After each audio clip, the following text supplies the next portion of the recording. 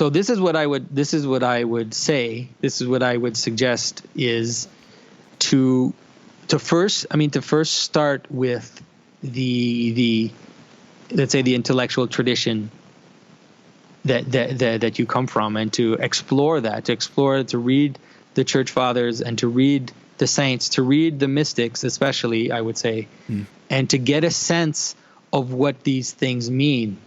Once you get a sense of what these things mean, one of the things that we need to understand, and I think that's been difficult for people to understand, is that the church, let's say, is for everybody. The church is not for the it is actually no, I shouldn't say that.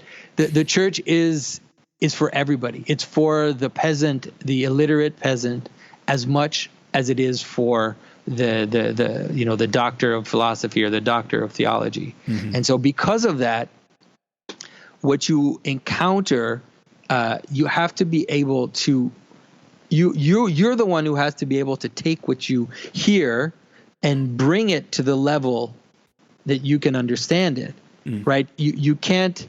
And one of the things that helps, for me at least, is liturgy.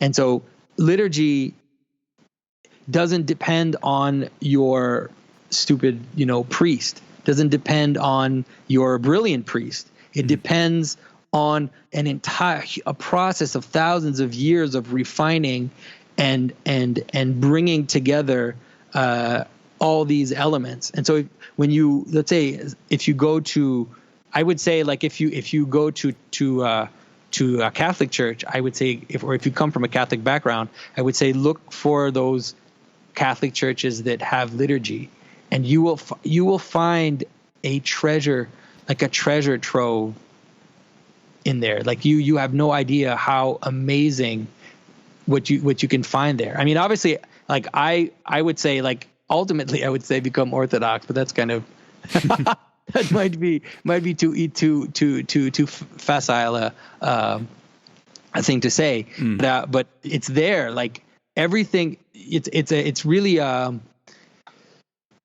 what's in the liturgy, and when you hear the psalms being read, or when you participate in that process, I mean, it is as deep as anything you'll ever encounter. And then what happens is that you can become a part of that community, coming to something else, because the church is us. Like it's nothing else. It's like if the intellectual class, if we abandon the body, let's say, if we abandon the community, what's going to happen? I mean, it's going to get worse and worse and worse. But if we dive in and we say, like, okay, I'm surrounded by really campy or silly or superstitious ideas, and it's like, whatever, that's fine. I know the core of this. Like I've been touched by the core of this thing. And then we can be agents of transformation. That's what I think. But also you'd be really surprised at, like, the you meet some literalist, some person who has the craziest ideas of what these stories mean, or he has really, really silly ideas. But if you look at their life, and if you look at how they raise their family, and if you look at how honorable they are, and how and how they're the pillars of their community, then you kind of you realize that your intellectual capacity has to take a bit of a humility beating, a little bit. It's true. And you just kind of say, okay, these are some awesome people here. Yeah. Like, they might not understand abstract things, but like their lives are just amazing, and they haven't lost themselves to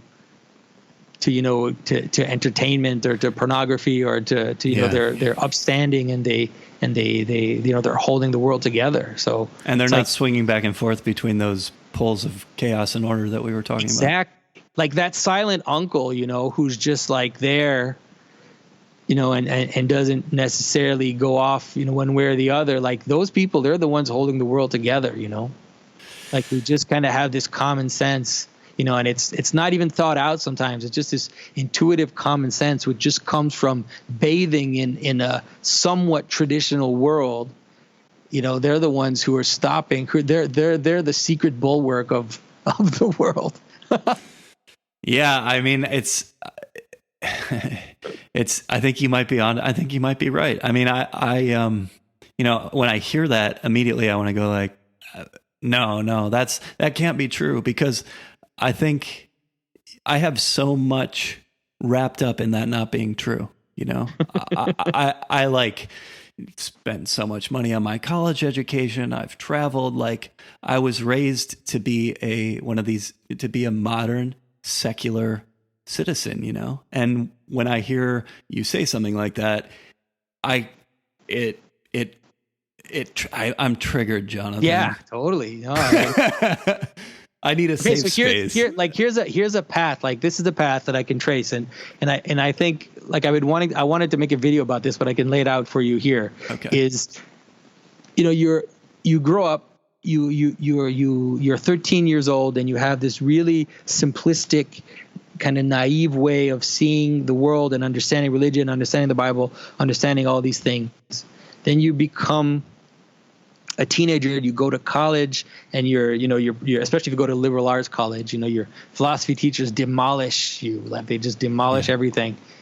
And then you question everything. Then hopefully, like what you're going through, you realize, oh, wait a minute, maybe there's more there than what I thought.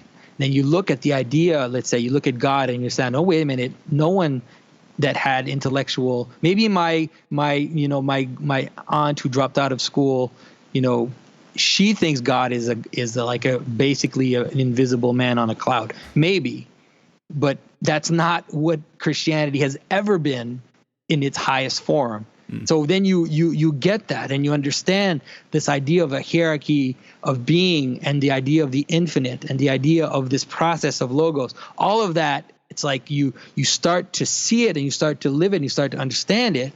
And then the last step in that is then to come back and say, our Father who is in heaven, and not have a single shred of problem with saying that. Yeah. And then facing that smug, like, New York liberal, and then they look at you with this sneer when you say our God who is in heaven. And it's like, exactly what you went through, and everything you had, the punishment you gave yourself to get to that. And all you can do in your deep down self is just smile and just go, that's fine, man. Like, that's totally fine. Because I know exactly why I'm here. Like, I know exactly why I say our Father who is in heaven. I have no issue with it. And so it's like, anyways, for me, it's actually become a joy to, like, to just sit there and then see that contempt in someone's eyes, and just be like, you know what? I'm okay with it. I know where I am. Like, I know, I'm not sure you know where you are. I know exactly where I am. Wow. Wow. I think you should definitely make a video about that. I mean, that is really, I appreciate you walking me through that. It's really a beautiful description. And it's also, and I feel less triggered now. So thanks. If you enjoyed this content and our exploration of symbolism, get involved. I love to read your comments in the comments section below. Please go ahead and share this on social media to all your friends, and also please consider supporting us financially on Patreon. You'll find the link to the Patreon page in the description below.